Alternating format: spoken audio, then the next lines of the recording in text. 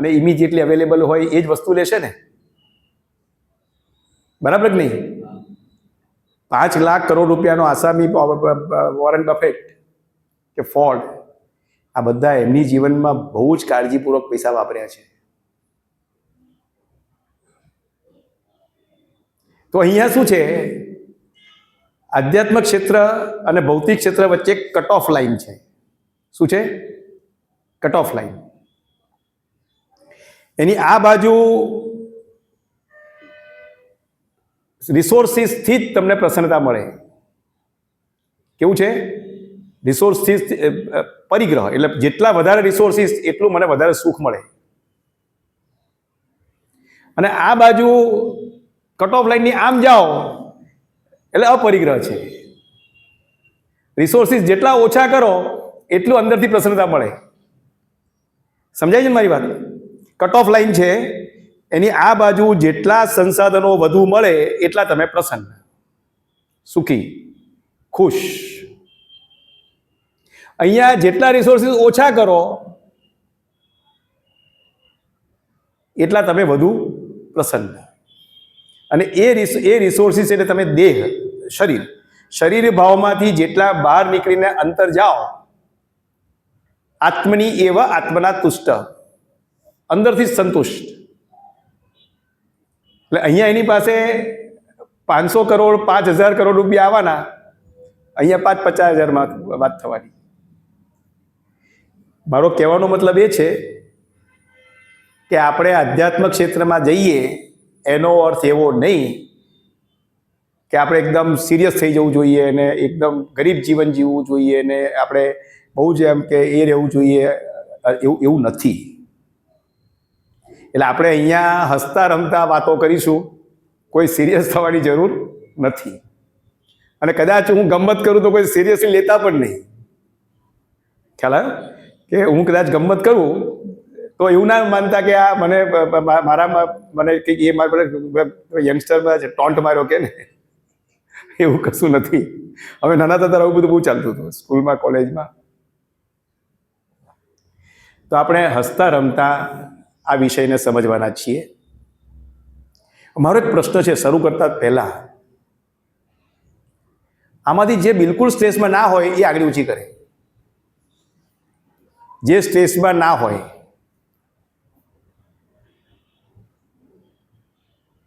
Okay, તમે બધા સ્ટ્રેસમાં છો,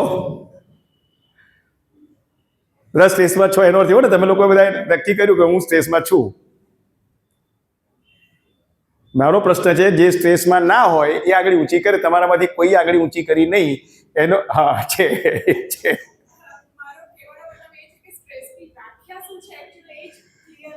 કરીશું ને આજે ક્લિયર થાય એટલે પહેલા પ્રશ્ન પૂછ્યો, કે પછી પૂછ્યું તો કોઈ આગળ ઊંચી ના કરતું. સોરી, પણ મારે એ જ સમજાવવું છે કે વોટ ઇઝ સ્ટ્રેસ.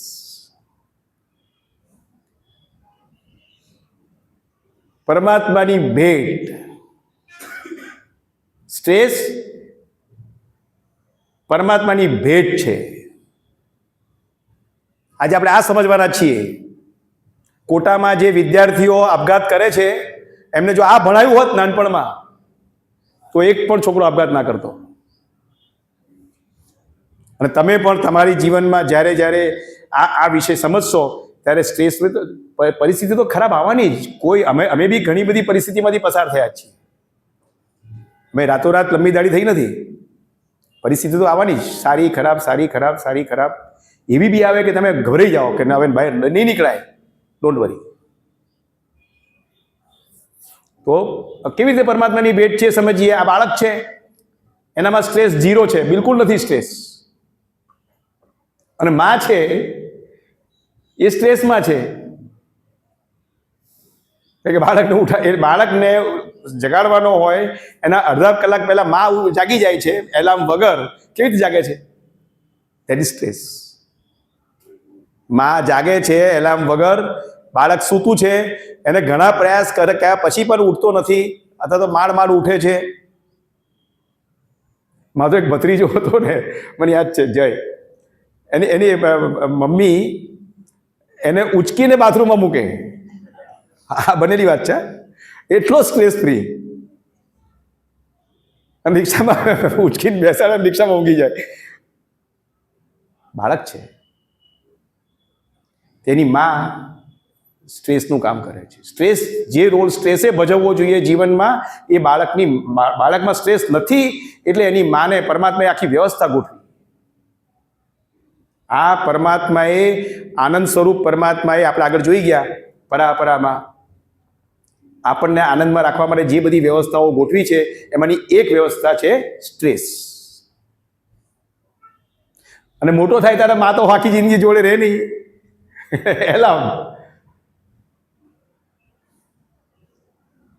હવે આજે આપણે સમજીશું કે આ સ્ટ્રેસ શું છે, એના પ્રકાર કેટલા છે, ક્યાંથી ઉદ્ભવે, કે એના પ્રકાર શું છે, ઉપાય. આ બધી વાતો આપણે ધીમે ધીમે સમજતા જઈએ. પહેલું તો આ તાણ છે શું? એક બાજુ ઘરમાં મહેમાન આવ્યા છે, એક બાજુ નોકરી પર જવાનું છે, ત્યાં ગાડી ટાઈમસર પહોંચવું પડે એવું છે, અને મહેમાનને કેવી રીતે કહેવાય કે મારે તો જવું પડે એવું છે? સ્ટ્રેસ આવવાની છે. આ એની ડેફિનેશન છે. આપણે જ્યારે પ્રેશરમાં આવીએ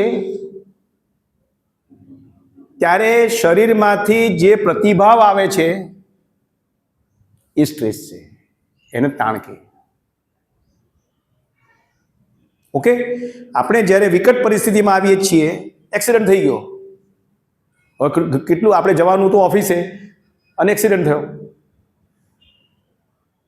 હવે પેલા જોડે નિપટવાનું, ઝઘડો થાય, પોલીસને બોલાવવાની, ગાડીને ગેરેજમાં લઈ જવાની, બોસને શું કહીશું? બોસ તો પાછું એવું કહેશે કે કાળજીપૂર્વક ચલાવું તું, પેલા એક્સિડન્ટ શું કામ કર્યો? કોઈ વિચિત્ર બોસ હોય તો એવું કહે. તો એ જે અંદરથી પ્રતિભાવ આવે છે, દેટ ઇઝ સ્ટ્રેસ. હવે આપણે અહીંયા બહુ જ અગત્યની વાત છે, બહુ જ મહત્વનો મુદ્દો. સ્ટ્રેસના બે ભાગ પાડીએ, એક ઉપયોગી અને એક હાનિકારક. આપણે જે વાંધો છે એ હાનિકારક સ્ટ્રેસનો વાંધો છે. ઉપયોગી સ્ટ્રેસ જરૂરી છે, કે જે બાળકમાં નથી, એને માની જરૂર હતી.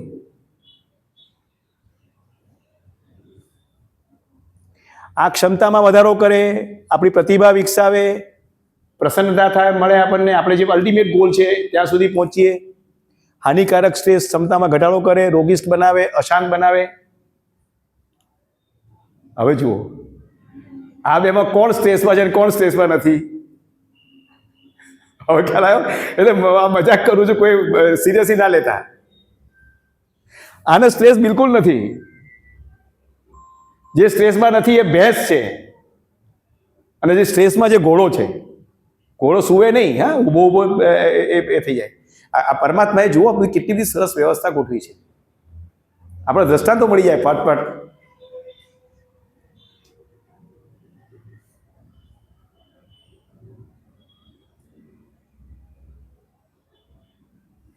આ સ્ટ્રેસ 0 લેવલ પર એ આળસુ થઈને પડી રહ્યો છે, અળસિયું ભેંસ, કશું ના કરે.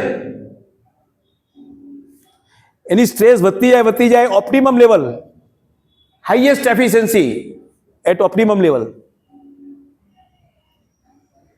અને પછી જો સ્ટ્રેસ વધારે રહે તો ડિપ્રેશન. એટલે આ સ્ટ્રેસર્સ છે ને એ આવે,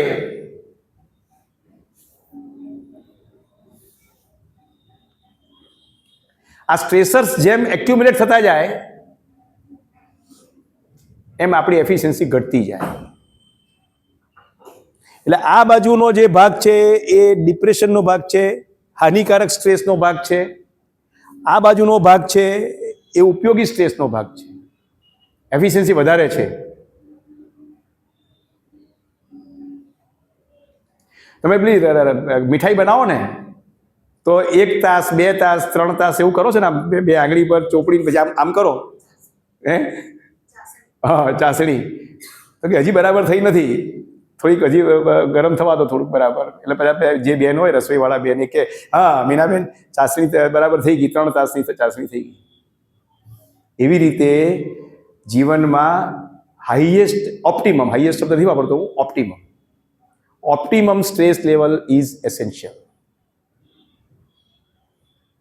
અને આપણે જે કરવાનું છે એ આપણું જીવનનું આયોજન એવું કરવાનું છે કે we work at optimum stress level, not at zero level, not at higher level. ડિપ્રેશનમાં બી નથી જવાનું, આળસુ થઈને પડી રહેવાનું પણ નથી. Our body is design in such a way we can not leave a single moment without activity. એક ક્ષણ માત્ર, ગીતાજીમાં કહ્યું, નહીં કશ્ચિત ક્ષણમપી જાતુ તિષ્ઠત્ય કર્મકૃત કાર્યતે રવશ કર્મ સર્વ પ્રકૃતિ જૈર્ગુણે. એક ક્ષણ માત્ર માટે તમે કર્મ કર્યા કરી શકતા નથી. ચોઈસ તમારી છે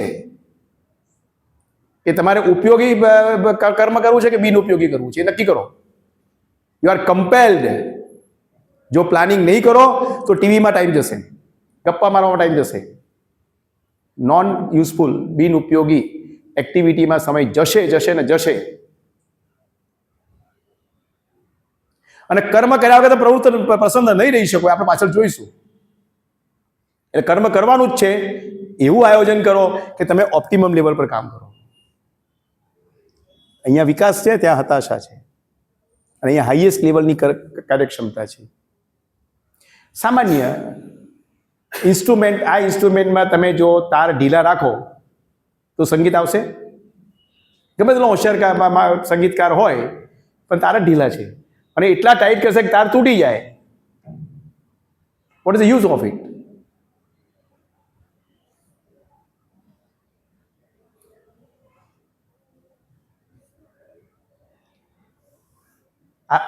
હવે આપણે જે સમજવાના છીએ એ આ સાયન્સ સમજવાના છીએ, વિજ્ઞાન.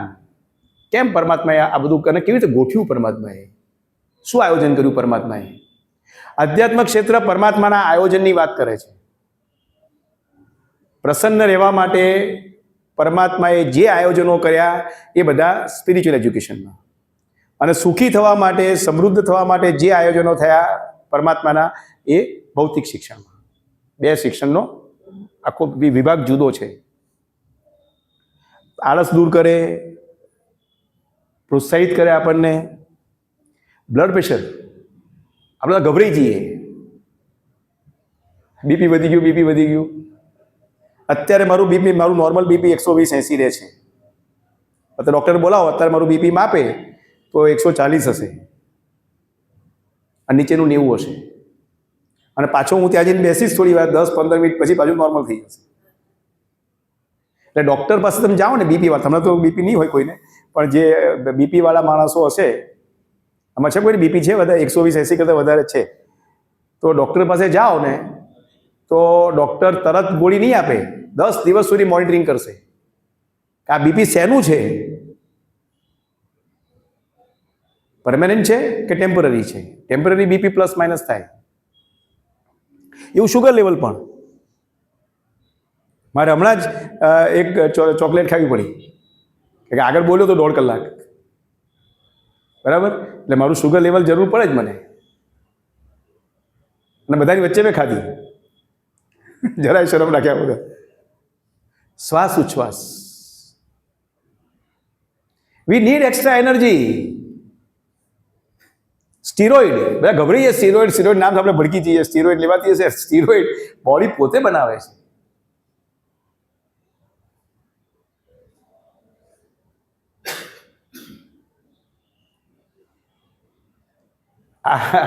ટોપ પર, હિમાલયની ટોપ પર કેવી જાય માણસ સ્ટ્રેસ વગર?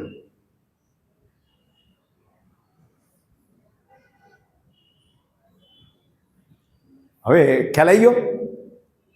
શરીરને વધારે પડતી ક્ષમતાની જરૂર પડે એના માટે આ બધી સિસ્ટમ એક્ટિવેટ થાય સ્ટ્રેસ દ્વારા.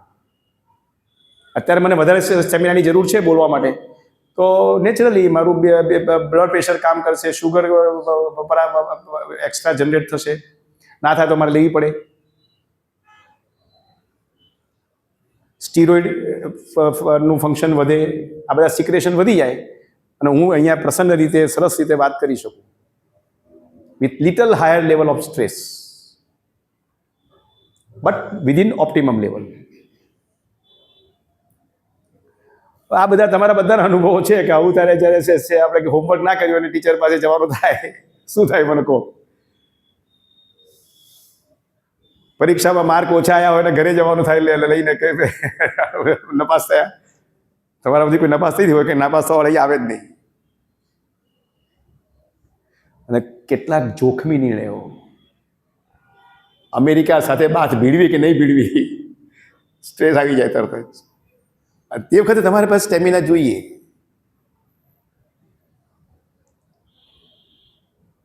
ભાષણ આપવું, પહેલી વાર હું બોલતો હતો ત્યારે આખો ફફડતો હતો. મને યાદ છે ફર્સ્ટ ટાઈમ, બહુ પહેલા, છોકરીઓને છોકરાઓને ખાસ ડેટિંગ માટે પૂછું કે ના પૂછું, કેવી રીતે પૂછવું, એ અડધું તો વાત પૂછાય જ નહીં. ઘણી વાર એવું બને ગુસ્સે થવું, પણ પ્રસંગમાં કંઈ જરૂર પડે કે ભાઈ પ્રસંગ લઈને બેઠા છે ને પેલો કંઈ લાયો નહીં વસ્તુ,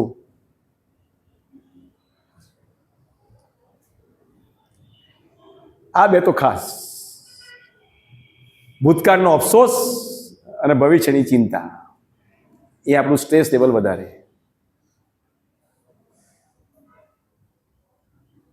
શારીરિક વ્યથા, રોગ, એમાંથી અહીંયા જવાનું.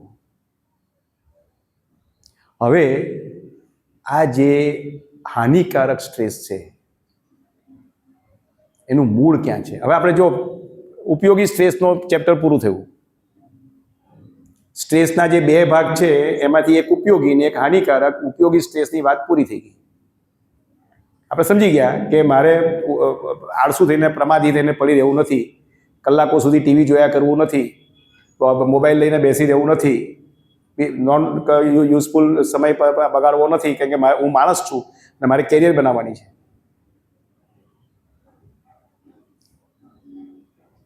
પહેલું કારણ, ક્ષમતા કરતાં વધુ અપેક્ષાઓ. જેની ક્ષમતા વધારે હોય અને અપેક્ષા ઓછી હોય. મારી ક્ષમતા મહિને ₹1,00,000 કમાવાની છે અને 25,000માં ઘર ચલાવવું છે, તો મારી પાસે 75 બચવાના જ છે. હું સ્ટ્રેસમાં કેવી જઈશ મને કહો?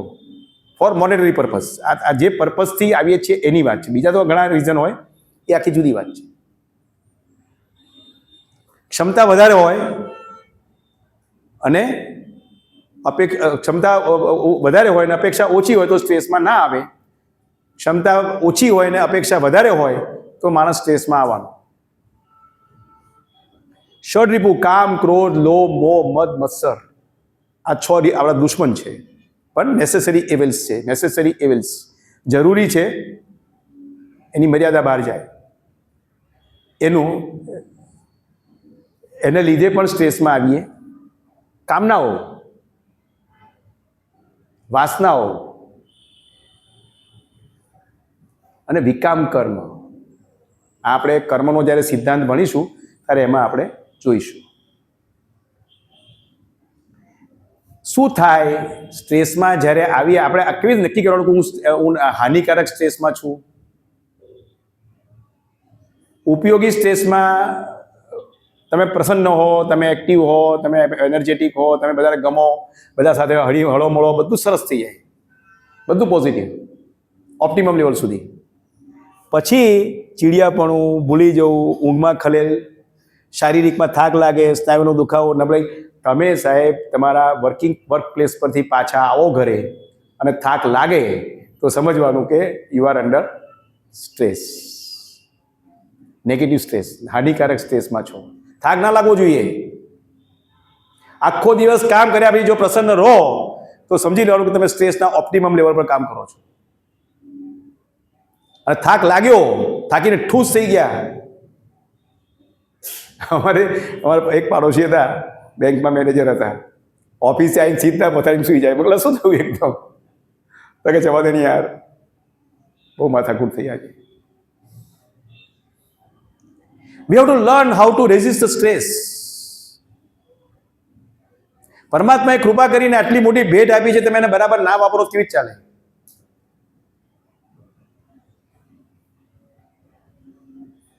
પપૈયું આપ્યું છે વેપારીએ, પણ છાલ ખાવી કે એનો એ ખાવો, એ નક્કી કોણ કરે? હવે કોઈ છાલ ખાય તો શું થાય?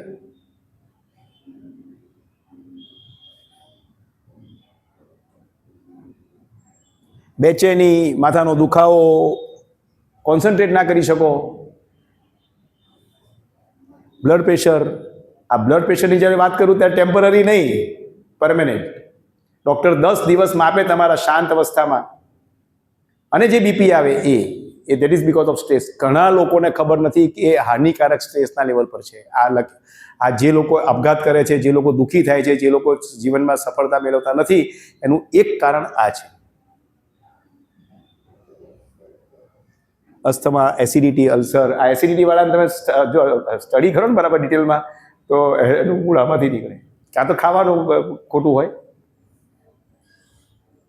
અને આ વાત પતંજલિ ઋષિએ કરી એમના જમાનામાં.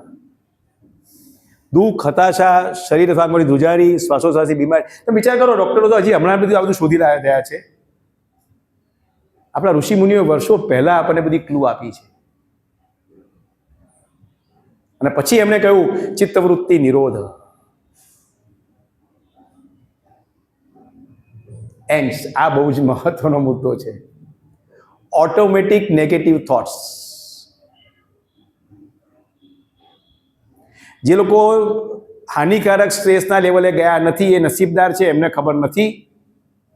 જે લોકો હાનિકારક સ્ટ્રેસના લેવલે ગયા છે એમને ખબર હશે કે નેગેટિવ વિચાર આવે. આખો પોઝિટિવ માણસ નેગેટિવ થઈ જાય. સતત એકદમ એનામાં પરિવર્તન આવી જાય અને બધું જ ખોટું દેખાય. જે સામાન્ય વાત બી એને ડર લાગે, એના ભય આવી જાય. Automatic negative thoughts.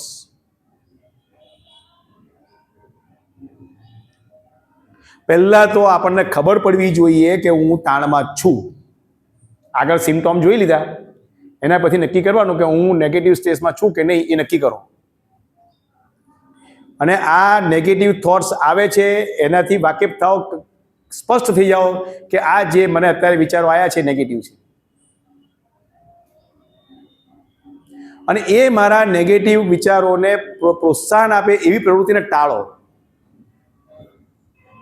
જે માણસો તમને નેગેટિવ વાતો કરતા હોય એવા લોકોને ન મળો, દૂર રહો એમનાથી. તમને ગભરાવતા હોય, ડરાવતા હોય એવા માણસો સાથે સંપર્ક ના રાખો. અને કોગ્નિટિવ બિહેવિયર. જ્યાં સ્ટ્રેસ વિશેનું જ્ઞાન મળતું હોય, સ્ટ્રેસ રિલીઝ થવા માટેની વ્યવસ્થા હોય, પછી એ ભૌતિક આધ્યાત્મિક જે હોય એમાં જોડાઓ.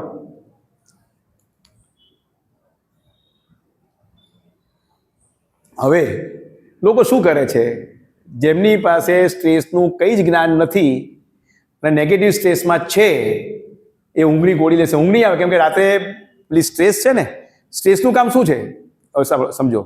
સવારે 5 વાગે તમે જાગતા હો, 4થી શરૂ થાય તે 5, 6, 7 છે ને જેટલા વાગે જાગતો હોય, જે શિડ્યુલ હોય એ વખતે તમને ઊભા કરવાનું કામ સ્ટ્રેસનું છે. હવે રાત્રે 12 વાગે ઊભા કરી દે તમને, 11:30 પથારીમાં પડ્યા છો અને એવા વિચારો આવે કે તમે સફાળા જાગી જાઓ. અને પછી એને ખબર નથી દર્દ ક્યાંક છે અને દવા ક્યાંક કરે. ઊંઘની ગોળીથી કશું ના થાય, એનું મૂળ કાઢવું પડે. ડ્રગ્સ પછી દારૂના સેવનથી થોડી વાર સારું લાગે એટલે એને મજા પડે, પછી બીજી વાર વધારે પીવે, પતી ગયું. એને ખબર નથી કે દારૂ એ ટેમ્પરરી સોલ્યુશન છે, પરમેનન્ટ નથી.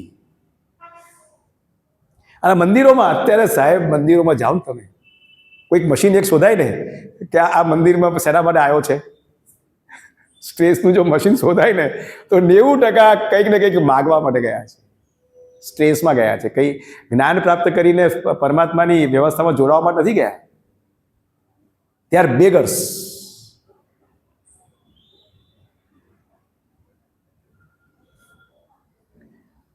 અને શારીરિક ભોગ, વધારે પડતું ખાય, વધારે પડતા હિલ સ્ટેશન પર જાય કે ત્યાં થોડા ફ્રેશ થવાશે ને, પણ આવીને પાછો એવો ને એવો.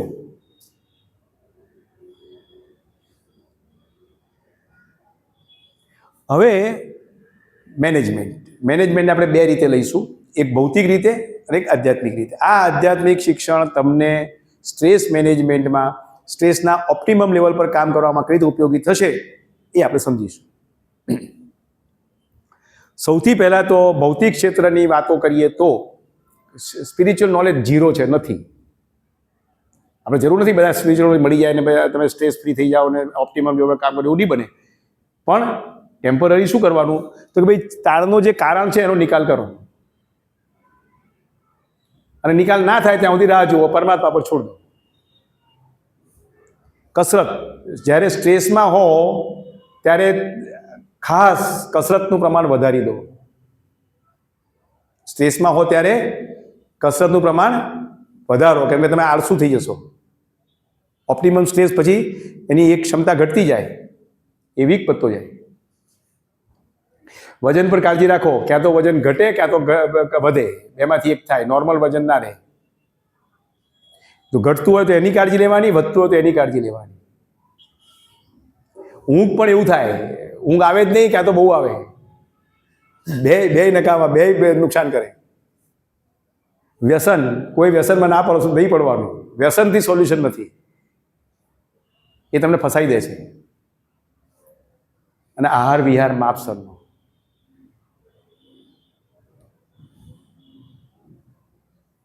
અને કોમ્યુનિટી લેવલ પર શું કરવાનું? સામૂહિક આપણે એકબીજાને, મને ખબર પડે કે મારી પત્ની સ્ટ્રેસમાં છે, કે મારો બાળક સ્ટ્રેસમાં છે, કે મારો ગ્રાન્ડસન સ્ટ્રેસમાં છે, તો મારે શું કરવાનું? તો પહેલું તો એને તાણમુક્ત પરિસ્થિતિમાં લઈ જવાનો પ્રયાસ કરો, ભેગા થઈને. એને એકલા પર ના છોડી દો. જ્યારે માણસ સ્ટ્રેસમાં આવે ને, ઓપ્ટિમમ સ્ટ્રેસમાં, નેગેટિવ સ્ટ્રેસમાં, ત્યારે કોઈનો સહારો શોધે કે કોઈ મને મદદ કરે, કોઈ મને હેલ્પ કરે. અર્જુન જેમ કૃષ્ણભાઈ પહોંચી ગયો ને, એવું એવા સમયે આપણી જવાબદારી છે કે આપણે એને મદદ કરીએ, સમજી લઈએ. પછી ટોળા ના મારીએ કે ભાઈ તું ના કરી લઉં થયું ને, મહેનત ના કરી એટલે તું નપાસ થયો ને, એવું નહીં. બેટા ચિંતા ના કરીશ. નિષ્ફળતા એ સફળતાનું પહેલું પગથિયું છે. આવું બાળકને સમજાવીએ. એ પરીક્ષા આપવા જાય ત્યારે કહીએ ચિંતા ના કરીશ, તારી જવાબદારી મહેનત કરવાની છે, પરિણામ જે આવે સ્વીકાર લેજે, પણ તું આપઘાત ના કરીશ. એને પ્રેમ આપો, ગળે લગાડો, સારી વાતો કરો, એના જે સદગુણો હોય એના વખાણ કરો, એને ગમે. અને સાયન્ટિફિક એપ્રોચ જે સ્ટ્રેસ મેનેજમેન્ટનું કામ કરતા હોય એમની સાથે એને ભેટો કરાવી દો.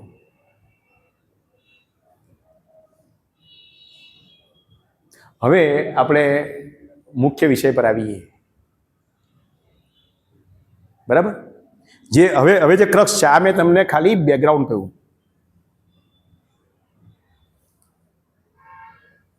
તો આપણી સામે દાખલો છે, ગીતાજી સ્ટ્રેસ મેનેજમેન્ટનો ગ્રંથ છે. ગીતાજી સ્ટ્રેસ મેનેજમેન્ટનો ગ્રંથ છે. અને બીજી રીતે ગીતાજીનું વાત કરું તમને, તો આગળ તમે જેમ આગળ આ વર્ગમાં આગળ રહેશો એમ તમને ખબર પડશે કે આપણા દેશમાં, આપણા આર્યાવ્રતમાં પૂર્વમાં 3 શાસ્ત્રો મહત્વના છે. એક વેદ,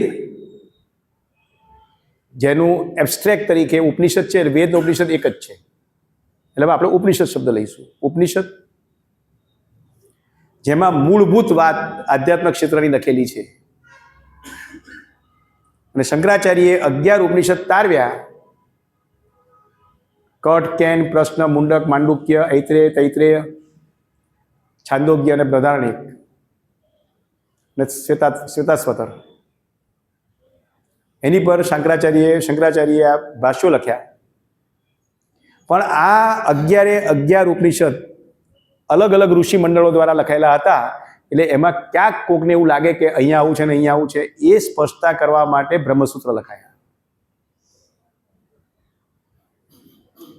અને ઉપનિષદ અને બ્રહ્મસૂત્રમાં ઘણા બધા વિષયો એવા હતા કે જેનું ડિટેલિંગ જરૂરી હતું. માનો કર્મની જ વાત કરીએ તો ઈશાવાસ્ય ઉપનિષદમાં કુર્વન્નેવે કર્માણી જીજી વિશે સતમ સમા એવમ ત્રયી ન અન્યથા અસ્તિ ન કર્મ લિપ્યતે નરે. આ એક શ્લોકમાં એમણે આખા કર્મના સિદ્ધાંતની વાત કરી. આ શક્ય નથી સમજાવવાની. 3 અધ્યાય ગીતાજીમાં એમણે કર્મ ઉપર લખ્યા, ત્રીજો, ચોથો ને પાંચમો.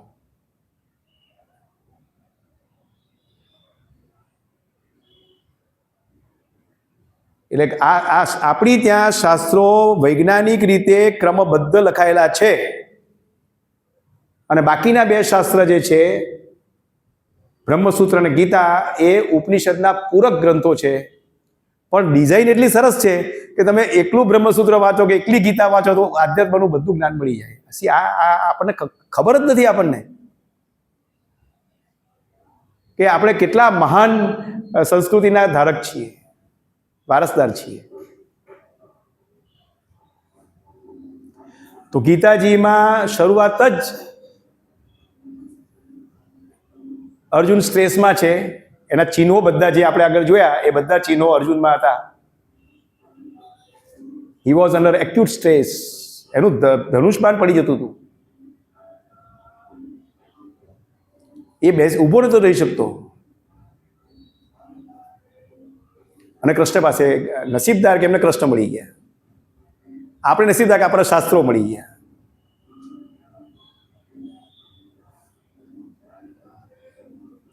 હવે આ આધ્યાત્મિક ક્ષેત્રમાં સ્ટ્રેસ મેનેજમેન્ટના આપણે ગીતાજીમાં રેફરન્સથી જોઈએ ને, ગીતાજી તો પછી એબ્સ્ટ્રેક્ટ છે, એની પહેલાં બ્રહ્મસૂત્ર અને એની પહેલાં ઉપનિષદ, આ 3 ગ્રંથોમાં એવી શું વાતો છે કે જે આપણને સ્ટ્રેસ મેનેજમેન્ટમાં ઉપયોગી થાય અને કેવી રીતે, આ વાત આપણે સમજીશું.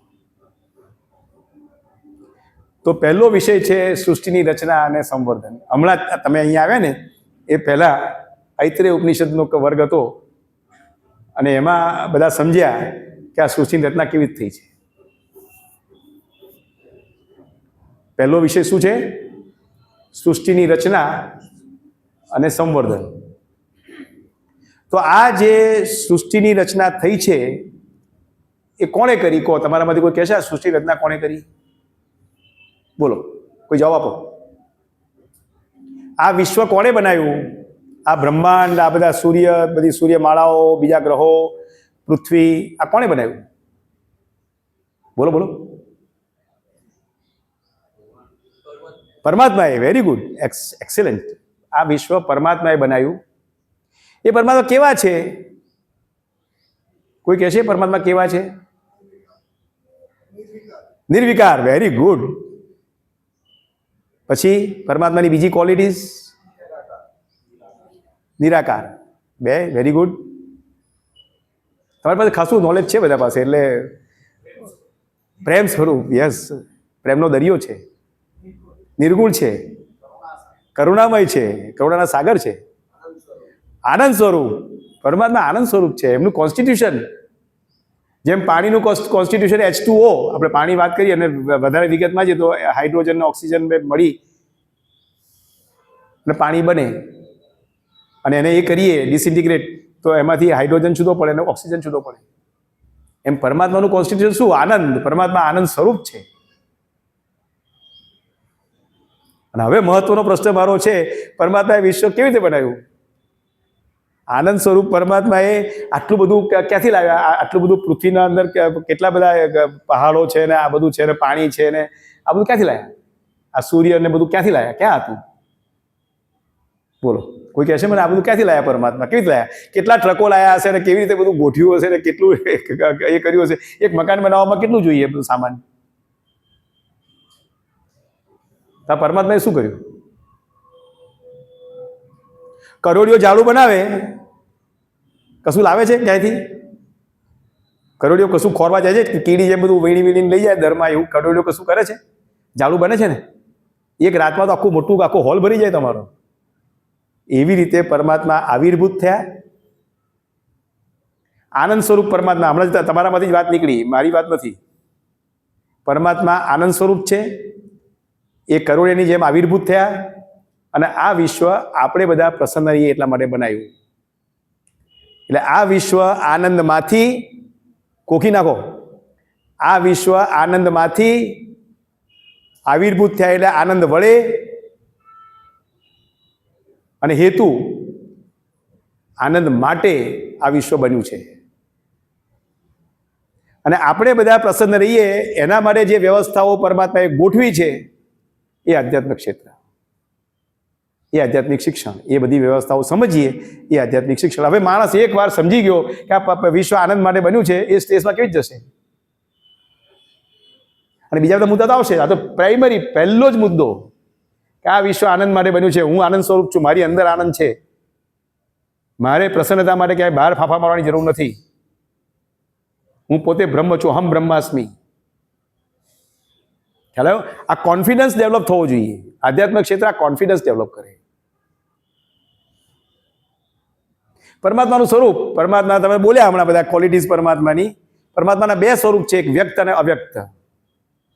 આજે આવિર્ભૂત થયા એ વ્યક્ત સ્વરૂપ અને ઓરિજિનલ સ્વરૂપ અવ્યક્ત, બે સ્વરૂપ છે પરમાત્માના. એ ખબર પડી જાય અને એ પરમાત્મા જ મારી અંદર છે, હું પરમાત્માનો જ આવિર્ભાવ છું, એ મારા સ્ટ્રેસમાં કેવી જ જશે. આપણું સ્વરૂપ, આપણું કોન્સ્ટિટ્યુશન. ઇન્દ્રિયાણી પરાણ્યાહુર ઇન્દ્રિયભ્ય પરમ મન મનસસ્તુ પરાબુદ્ધિ રિયો બુદ્ધે પરતસ્તુ સહ.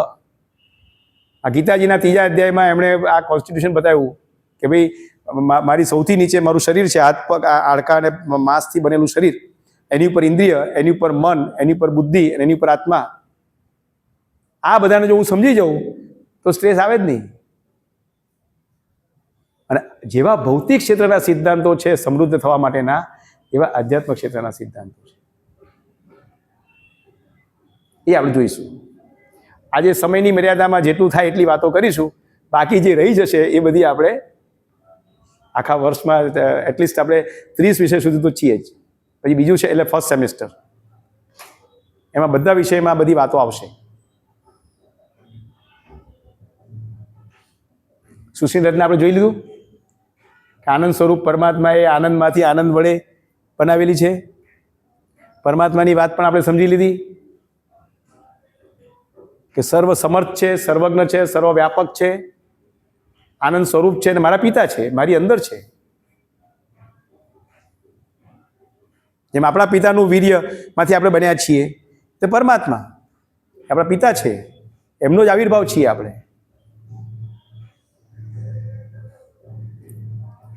આપણે આત્મા છીએ, આપણે દેહ નથી. આપણે દેહને પકડીને બેઠા છીએ.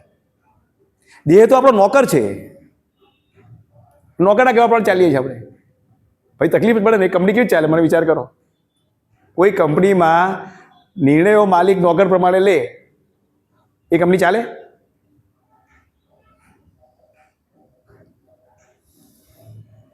આ બધા પ્રશ્નો દેહના છે, આત્માનો કોઈ પ્રશ્ન જ નથી. આ આપણું અંતઃકરણ અશુદ્ધ છે, એટલે આપણે સ્ટ્રેસમાં જઈએ છીએ. અને અંતઃકરણની શુદ્ધિમાં આપણા જે ઇન્સ્ટ્રુમેન્ટ છે, મેં હમણાં વાત કરી, એ બુદ્ધિ, મન, ચિત્ત અને અહંકાર. ઓકે, હવે આધ્યાત્મના સિદ્ધાંતો પર આવીએ. ભૌતિક ક્ષેત્રમાં આપણે સુખી રહેવું છે, સાધનો જોઈએ છે કે જે આપણને સુખ આપે. આપણે ગરમીમાં, તમે બધા તો નહીં જોયું હોય ગરમી, કેમ કે તમે બધા નસીબદાર છો. તમારા વખતે પંખા બી આવી ગયા અને એસી પણ આવી ગયા. હું જ્યારે 8મા ધોરણમાં હતો ત્યારે અમારા ગામમાં ઇલેક્ટ્રિસિટી આવી. ત્યાં સુધી ઇલેક્ટ્રિસિટી નહોતી મારા ગામમાં. હું જે ગામમાં રહેતો હતો એ ગામમાં. આઈ એમ ટોકિંગ ઓફ 1960, 60-70 ની વચ્ચે. લોકોને મેં પરસેવે રેપ જેપ થયેલા જોયા છે ગરમીમાં. ઉનાળાની ગરમીમાં મે મહિના પરસેવે રેપ જેપ થઈ જાય. તે ત્યાં સુધી, એટલે અમારા ગામમાં નહોતી આવી, પણ આ જે સાધનો શોધાયા, આ બધું ડેવલપમેન્ટ 300 વર્ષનું છે. એની પહેલા કશું નહોતું. જે મિનિટે ખબર પડી માનવ જાતને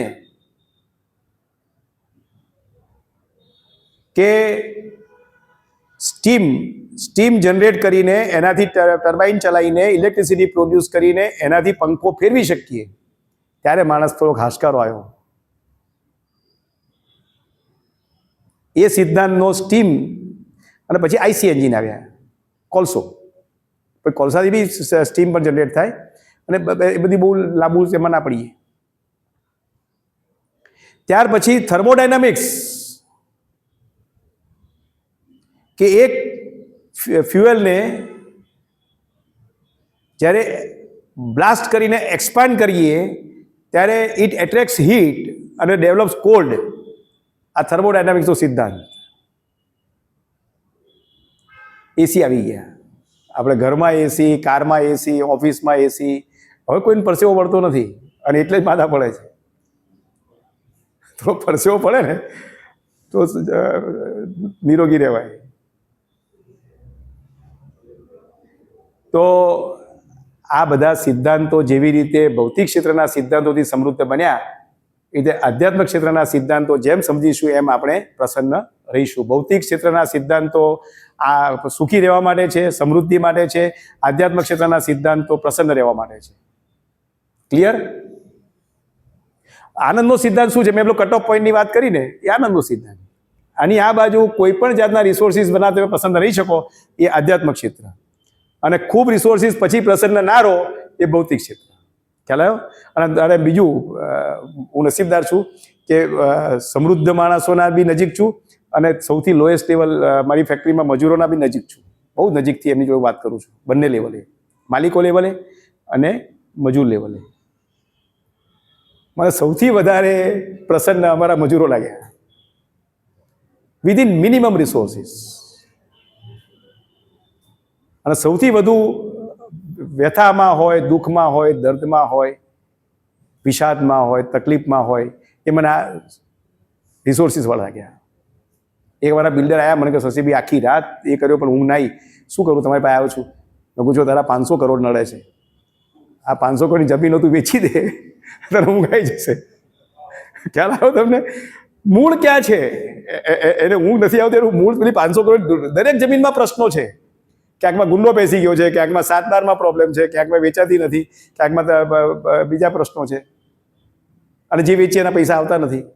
પૈસા છે 500 કરોડ. આનંદનો સિદ્ધાંત બહુ જ મહત્વનો છે. આવિર્ભાવ આપણે જોઈ લીધું હમણાં કે પરમાત્મા કેવી રીતે આવિર્ભૂત થયા. ખબર પડી જાય મને કે બધે ચારે બાજુ પરમાત્મા છે. મારી કોઈના પ્રત્યે રાગ દ્વેષ રહે જ નહીં.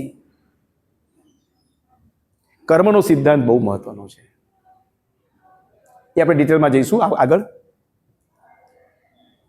અંતિમ સત્તા આપણે ખબર પડી જાય કે અંતિમ સત્તા પરમાત્મા કોર્પોરેટની પાછળ ના ફરીએ, કે મિનિસ્ટરની પાછળ ફરે છે. બધાને ખબર નથી કે એ બિચારો કેમનો મિનિસ્ટર તરીકે ટકી રહ્યો છે, એનું મન જાણે. કાલે એનું શું થશે એને ખબર નથી. શરણાગતિ, અપરિગ્રહ.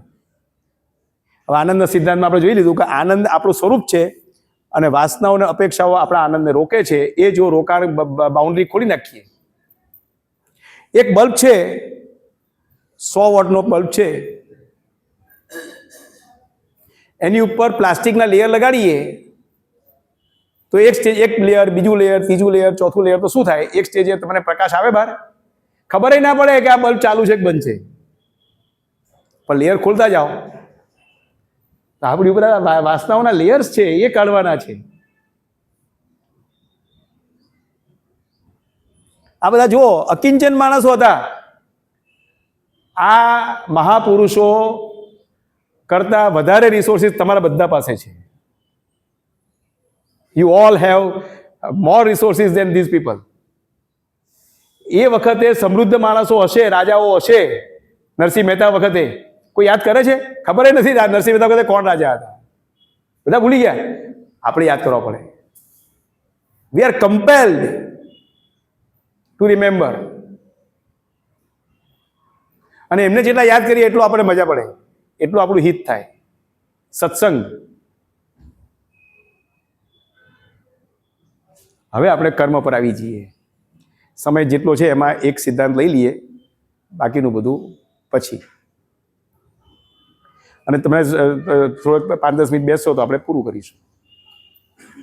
પણ સંપૂર્ણ જીવનનો એક નિયમ છે કે શાર્પ ટાઈમ પર શરૂ થાય અને શાર્પ ટાઈમ પર બંધ થાય. એટલે અહીંયા તમે જરા બી એવું ના માનતા કે આ બધું આ લોકોને વાતો કરતા ને આમ કરતા ને તેમ કરતા. અહીં એવો કોઈ સમય બરબાદ થતો નથી. તો કર્મ જરૂરી છે, એસેન્શિયલ છે, આપણે આગળ જોઈ લીધું. નિર્દોષ છે. એક જ ચાકુ છે, એ શાક સમારવામાં કામ લાગે અને ખૂન કરવામાં બી કામ લાગે. ચાકુ નિર્દોષ છે. કયા હેતુ માટે વપરાય છે એની પર આધાર છે. કર્મનું ફળ નિશ્ચિત છે. એવું કોઈ કર્મ આ દુનિયામાં નથી જેનું ફળ ના હોય. આ પરમાત્માની વ્યવસ્થા છે અને પરમાત્મા એ ફળ સાચવે છે. જેમ આપણે કમાઈને પૈસા પપ્પાને આપી દઈએ તો પપ્પા સાચવી રાખે, એ પૈસા પપ્પા ના વાપરે, એ બેંકમાં ડિપોઝિટ કરે આપણા ખાતામાં.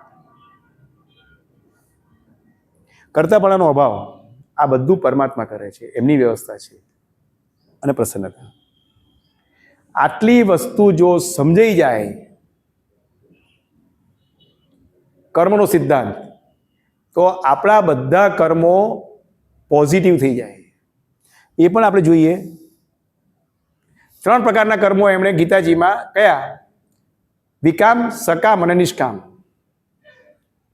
100 રૂપિયા લઈને 50 રૂપિયાનું કામ કરીએ એ વિકામ કર્મ. એમાં તમને સ્ટ્રેસ આવે જ. પેલા જે બી હોય ગરમ, તમારી પર તમે ક્લાસમાં ભણો નહીં, 120 કલાક તમને આપ્યા, બરાબર, હવે તમે એમાંથી 50 કલાક કામ કરો તો શું થાય? શિક્ષક બી ખુશ ના રહે, જે સંસ્થામાં ગયા હોય એ લોકો બી ખુશ ના રહે. વિકામ કર્મ થયું, એ તમને સ્ટ્રેસમાં લાવે જ. બીજું જે સ્ટેજ છે કે જેટલું કામ કરીએ એટલા પૈસા લઈએ, એ વચ્ચેનું મીડિયમ સ્ટેજ છે. એમાં શું થાય કે ક્યારેક તમે પ્રસન્ન, મોટાભાગે પ્રસન્ન, પણ ક્યારેક દુઃખ આવે પાછું ને સ્ટ્રેસમાં આવે. પણ જે ત્રીજું છે ફળની અપેક્ષા વિના કર્મ, એને કોઈ દિવસ સ્ટ્રેસ ના આવે. એટલે આપણે ધીમે ધીમે, અત્યારે સમય નથી પણ કર્મના સિદ્ધાંતમાં સમજીશું અને ગીતાજીમાં પણ સમજીશું. નિષ્કામ કર્મ પ્રસન્ન રહેવા માટેનું શ્રેષ્ઠ સાધન છે. અને ભક્તિ, શરણાગત ભાવ કેળવાય, અહંકારનો નાશ થાય, હૃદય કોમળ બને, કરુણા પ્રેમમાં વધારો થાય અને આત્મા સુધી પહોંચી જવાય. અને આ જ વાત યોગસૂત્રમાં કહ્યું. હવે જુઓ, બ્રિટિશરોએ રાજ કર્યું ને આપણી ઉપર, ડિવાઇડ એન્ડ રૂલ. શામ, દામ, દંડ અને ભેદ, 4 શસ્ત્રો બ્રિટિશરોએ વાપર્યા. આ ભૌતિક ક્ષેત્ર સમૃદ્ધ થવા માટેના શાસ્ત્રો, 4 શસ્ત્રો: શામ, દામ, દંડ અને ભેદ. વિગતવાર વાત નહીં થાય. અહીંયા મૈત્રી, કરુણા, દુઃખમાં સહભાગી થવું અને આસુરી લોકોની ઉપેક્ષા, 4. આ અધ્યાત્મ ક્ષેત્રમાં ડિફરન્સ જુઓ. પ્રસન્ન રહેવા માટે શું જરૂરી છે? તાણ મુક્તિ, એટલે ચિત્તની પ્રસન્નતા. આવું ચિત્ર છે. એક પાણી છે, એમાં કાદવ છે, ત્યાં તો પથ્થરો નાખીને તરંગો પેદા કર્યા છે, નીચે શું છે દેખાય નહીં. અને આ સ્થિતિ, માછલી ક્લિયર દેખાય. દેખાય છે ને માછલી? અહીંયા પણ માછલી છે. માછલી બંનેમાં છે. તો આ જે અંતઃકરણની શુદ્ધિ છે, દેટ ઇઝ ઇમ્પોર્ટન્ટ. અને એ આખી પ્રોસેસમાં તમે શરૂઆત કરી છે. તમે જ્યારે આ પ્રોસેસ પૂરી કરશો, ખાલી ટર્મિનોલોજીના સિદ્ધાંતો, વિષયો 30 કલાક, એટલે આપણે જૂન સુધી ચાલશે, મે સુધી છે ને, મે સુધી ચાલશે. ત્યાં સુધીમાં બધી વાતો સમજાઈ જશે અને you will become capable. Entry point, પેલી તમારી પરીક્ષાઓ આપો છો ને તમે, GSET ને બધી એવી પરીક્ષામાં તમે પાસ થઈ જવાના. You are entitle. તમે પ્રસન્ન રહેવા માટે લાયક બનવાના. પછી વિધિ તો કરવી પડશે બધી, પાછું કે સહેલું નથી. આગળ ભણવું પડશે, નોકરી ધંધો કરે ત્યારે પૈસા મળશે, એમને પૈસા નહીં મળી જાય. પણ યુ આર એન્ટાઇટલ. ઓમ તત્સત. ઓકે, હવે કઈ પ્રશ્ન હોય તો પૂછી લો.